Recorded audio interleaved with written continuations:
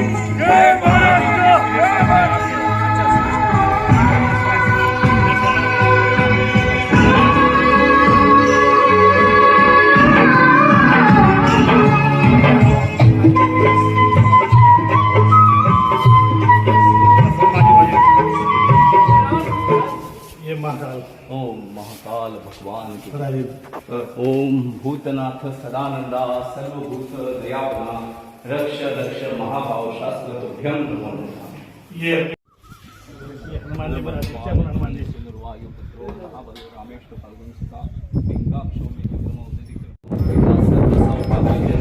श्री साम्राज्य लक्ष्मी नमः स्वाहा।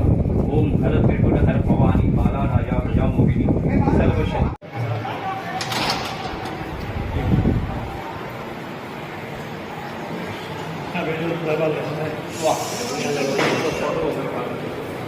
गोरक्ष जालम दर्शन पटाश अर्भंग कानीप मुक्षिराध्या शौरंगिरे वाणी सौज्ञा भूम्या भगवन अवनाथ सिद्धा गुरुर्ब्रह्मा गुरुर्विष्णु गुरुदेवो महेश्वरा गुरु साक्षात परब्रह्म तस्मै श्री गुरुवे। गोरक्ष भगवान की भूमि ये नाथ संप्रदाय के कृष्णनाथ जी भगवान रहते हैं और ये सन्यासी साधु संत की भूमि है। ये कोई भाषण हम करने के नहीं आए, हम प्रवचन करने आए, इसीलिए खड़े होकर नहीं बैठ कर करते हैं, क्योंकि कुंडलिनी का संबंध भूमि से है, जागृति का संबंध भूमि से है और बैठकर जो चीज़ की जाती है वो काम निश्चय होती है, निश्चय का काम होता है, साधना बैठकर की जाती है।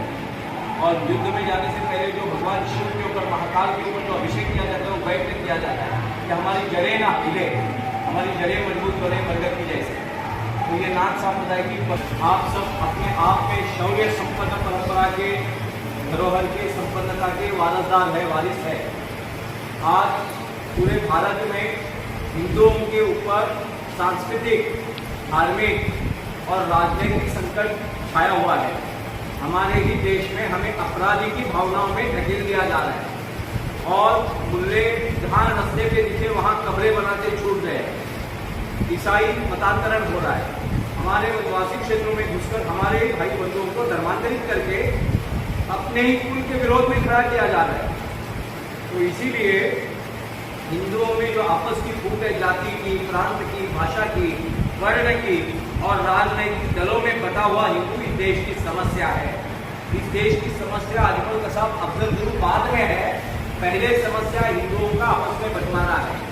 अगर हिंदुओं का आपस में बंटवारा न होता तो इस भूमि का बंटवारा न होता, इस भूमि का पाकिस्तान न बनता, इस भूमि का बांग्लादेश न बनता, इस भूमि का बानियान का अफगानिस्तान नहीं बनता, कश्मीर का पाक व्याप्त कश्मीर नहीं बनता।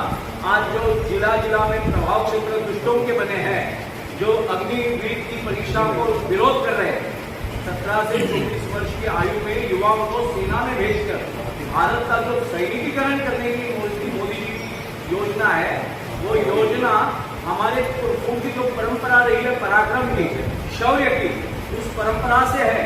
तो उस परंपरा को अखंड करना, उस परंपरा को जागृत करना उस परंपरा को फिर से जीवित करके भारत को क्षात्र तेज से, ब्रह्म तेज से संपूर्ण करना और अपने भारत भूमि को भारत ही रखना।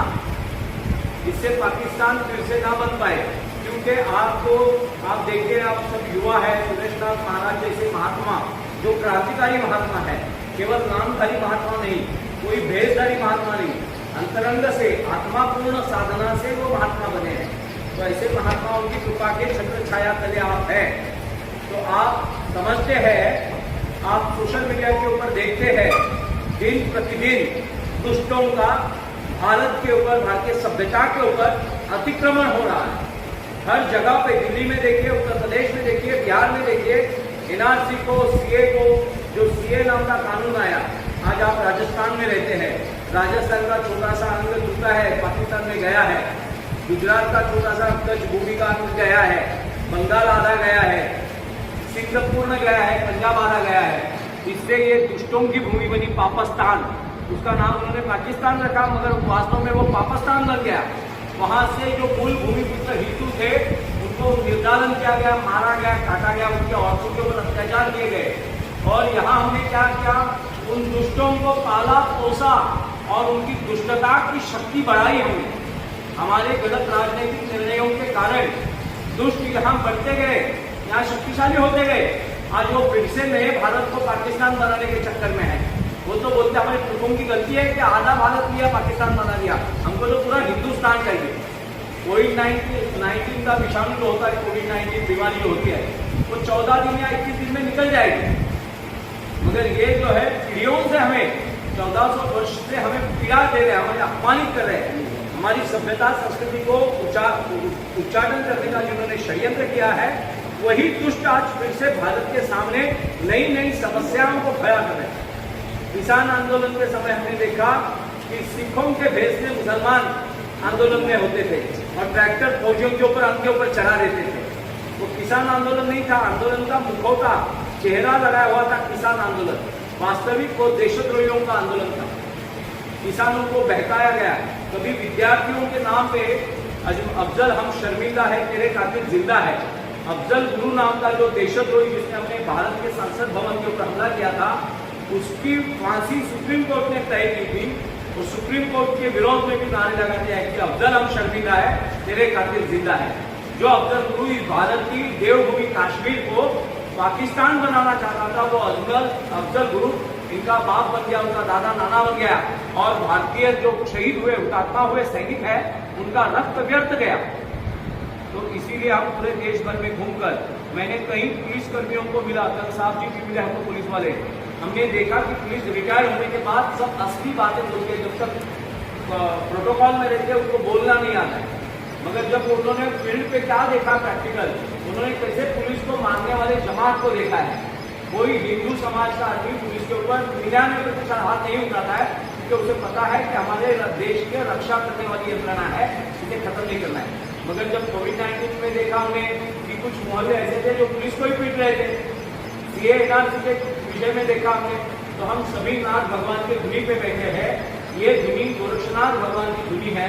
न्याय और धर्म, पराक्रम और पुरुषार्थ से संपन्न नाथ संप्रदाय ने भारत की आध्यात्मिक रक्षा की, और भारत के ये महाकाल भगवान के रूप साधु संत और नागालोक, ये संतों ने, नाथपंथियों ने भारत की आध्यात्मिक रक्षा की। इसीलिए भारत बचा रहा, नहीं तो 57 देश जिन्होंने मुसलमान बना दिए, 150 देश जिन्होंने ईसाई बना दिए, रोम से आए हुए रोमन, फ्रेंच, डच, पोर्तुगीज, अंग्रेज, तुर्क, अफगानी, हबशी, ये सारे मंगल जो मंगोलिया से आए, इन सारे मुसलमान और ईसाई आक्रांताओं ने, मानव जाति को लगे हुए कलंकित लुटेरों ने इस भारत को भी लूटा, इस भारत को भी बड़ा प्रताड़ित किया। मगर भारत की आध्यात्मिक योग्यता इतनी शिखर पर चढ़कर बोल रही थी कि यह भारत को मिटा नहीं सके। इन्होंने पारस देश था पारसियों का, उस पारस का आज ईरान बना दिया। इराक भी था, उसका आज मुस्लिम देश बना दिया। सारे शिवलिंग जहां जहां थे या और अनेकों उपासनाएं हर भूमि पर फैली हुई थी। एको हम बहुश्यामी, विविधता में लगे हुए परमेश्वर के विविध रूप थे। और भारत ये मानता है कि वसुधैव कुटुंबकम, पृथ्वी एक कुटुंब है। इस ब्रह्मांड में, अगर इस ब्रह्मांड में एक परिवार होगा तो पृथ्वी है। वसुधैव कुटुंबकम सर्वे सुखिना संतु सर्वे संतु निरामया। मगर विश्व के कल्याण की उन्नत प्रचंड प्रगतिशील बात करने वाला भारत आज सांस्कृतिक और सभ्यता के अनुसार संकट में है, और इसी संकट से हमें निपटना है। हमारे महाराणा प्रताप जी हुए, छत्रपति शिवाजी महाराज हुए, गुरु गोविंद सिंह जी महाराज हुए, इन सब महात्माओं ने, बापा रावल जी हुए, इन सब भारत भूमि के शिवलिंग पर चढ़ाकर आपका और मेरे वंश की रक्षा की है। तो इसी वंश को अगर सुरक्षित आगे बढ़ाना है और हमारे अगले वंश को, इसी धर्म को, अपने कुल के धर्म को हमें सुरक्षित अपने अगले वंश को, अपनी पुष्टों को देना है। ये जो धर्मांतरित मुसलमान है मानते हैं, मगर अगर इनका रक्त तपासा जाए, इनका डीएनए चेक किया जाए, तो ये सभी इसी भारत के कहीं ना कहीं जगहों से धर्मांतरित मुसलमान है। ये अपने कुल से द्रोही है, कुल से गद्दार है। ईसाई अपने कुल से गद्दार है। अंग्रेज तो अत्याचार कर निकल गए, मंगोलियन मोगल निकल गए, अरब निकल गए, तुर्क निकल गए। उनके शाप और पाप का जो जनरेशन आगे बढ़ा, जन दल आगे बढ़ा, उनके शाप का और पाप का, वो पापी पीढ़ी आज मुसलमान और अपने आप को ईसाई मानकर पूरे भारत को धर्मांतरित करने के षड्यंत्र में लिप्त है। ये कुलद्रोही है। बोलते हैं कि पेड़ की लकड़ी कुल को, अपने कुल को नष्ट करती है। पेड़ की लकड़ी कुल्हाड़ी का दांडा बनती है और अपने कुल को काटती है। वो लोहे का जो होता है फरसा, वो अकेला कुछ नहीं कर सकता है जब तक उसको लकड़ी का डंडा ना मिल जाए। तो ये धर्मांतरित गद्दार लोग आज कश्मीर में सेना के ऊपर पथराव करने वाले पूर्वी के हिंदू हैं और जान के बदौलत डरे हुए या स्वार्थी या भ्रमिष्ठ धर्मांतरित है। ये धर्मांतरित लोग आज अपने मूल से गद्दारी कर रहे हैं, द्रोह कर रहे हैं। तो हम चाहते हैं राजस्थान का नाम ही, राजस्थान माने हिंदुस्तान, हिंदुस्तान माने राजस्थान। अगर हिंदुस्तान का राज्य हिंदुओं के हाथ में रखना है तो राजस्थान को 10 कदम आगे चलना होगा, क्योंकि राजस्थान नाम में ही राज्य है। तो राजयोग्यता जिस प्रांत में है, राष्ट्र में धार्मिक नेतृत्व करने की सभ्यता जिसमें है, कूट कर संतों के संस्कार जिसमें भरे हुए हैं, शिष्टाचार मैंने देखा राजस्थान का, हर आदमी संतों कितना बड़ा हो, संतों के तलवों तले झुक जाता है। ये शरणागत भाव, समर्पण भाव, धर्म के आगे झुकने की जो परंपरा है, ये पुरुषों की और माताओं की योग्यता दिखाती है। क्योंकि समर्पण और शरणागति मतलब झुकना नहीं है। समर्पण और शरणागति ही विद्वत्ता है, ज्ञान है। जो शरणागत हो गया, समर्पित देखिए, अपना अपना दायरा रखने की आचार संहिता देखी, योग्यता देखी। मैं आप सभी उस उच्च कुल के सभी 36 जातियों के, सारी जनजातियों के उपेक्षित अपेक्षित राजसत्ता में बैठे सभी वर्गों के हिंदुओं का अभिनंदन करता हूं कि आपने धर्म की जड़ें यहां बलवान रखी है, मजबूत रखी। एक कदम हम चलकर और आगे जाएंगे।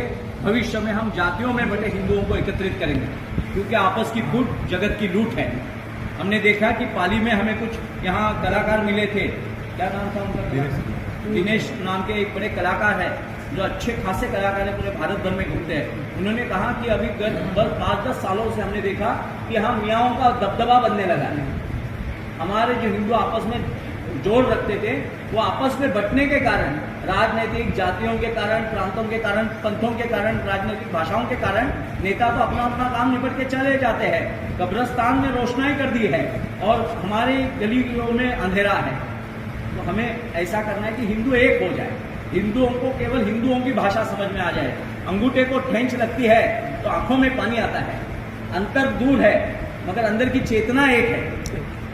वो अंदर की चेतना को जगाना है कि कहीं भी हमारा हिंदू धर्मांतरित होता है, प्रताड़ित होता है, कहीं भी हमारी बहू बेटियों को लुटा दिया जाता है, बच्चियों को, कॉलेज में सीखने वाली बच्चियों को भुलाया जाता है, तो सारे हजारों